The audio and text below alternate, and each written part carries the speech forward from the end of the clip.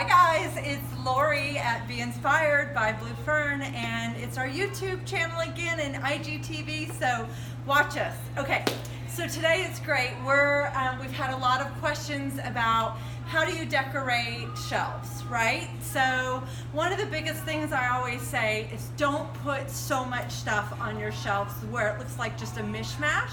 Kind of let it make sense. So groupings are always good. Keep it simple. Don't put a lot on there. And if you have great things that mean a lot to you, those are probably some of the best things to put on a shelf because you know they'll always be seen. So we're going to start out, and we've got 5 different shelves that we're going to decorate. And here is some of the great stuff that we're going to use.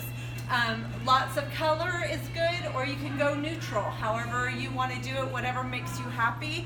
And textures are always good. So one of the other things is go to different parts of the house and see if there's something that you want to take apart or put on a shelf again so it can be seen. So here we go. Are you ready? I'm ready. All right. So first we're going to start off with a great architectural pieces. Architectural pieces are always good. Found pieces are always good. I like to call them worldly or well-traveled, eclectic, anything like that. So you start off with a great piece, and it's sits on a stand, and you just put that, if you have enough room on the top shelf, put it on the top shelf, or even, we just don't have a lot of room on these shelves because you can't move them around, move the shelves around. So greenery is always good, so use greenery. Greenery is great. There's people, who is it? Everyone come into this room. Charlotte. Hey, Charlotte. Okay, so greenery is always good. Use a plant. Succulents are really good. Ferns, everybody knows I love ferns because of Blue Fern. So this is a great different fern and not your typical fern. Okay, so then from there, we are going, let's see how, this is what I'm going to use. I'm going to start out with these vintage frames, okay? And we're going to stick them, layer them on top of each other. See how I've got them layered? This is always good, right? And then, let's see, what did I have up there? Concrete, candles. Candles are always good. So sit that right in front of it. And then you've got, all right, we've got this. I'm going to move him because we're going to use him. Again, layering is good. So these are great for height. You can stack them or you can just use them singly. And I am going to put old coral on there. So a lot of people may have coral just from someplace you've traveled to, whether it's the beach or you've gone to a different country and found some great coral. That's great, and you've kind of layered it, right, to go on the shelf. So again, you're keeping it simple, not a lot of frou-frou going on. And then we'll just add one little brass bunny right there, okay? All right, next shelf. We have got, let's see what we're gonna do. Books.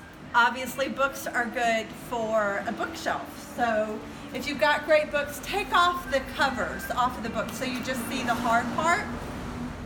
And these are painted because we like to paint over at Blue Fern. So you just kind of put those in a space, and then you're grouping vases together, right? All kind of in the same color family. So there's that. And then we're going to take another architectural piece, and this is found probably from an old gate or an old house somewhere that has to do with a garden. I'm just going to set it right here. And you can either straighten it, make it straight on, or you can angle it, and I'm actually going to angle it.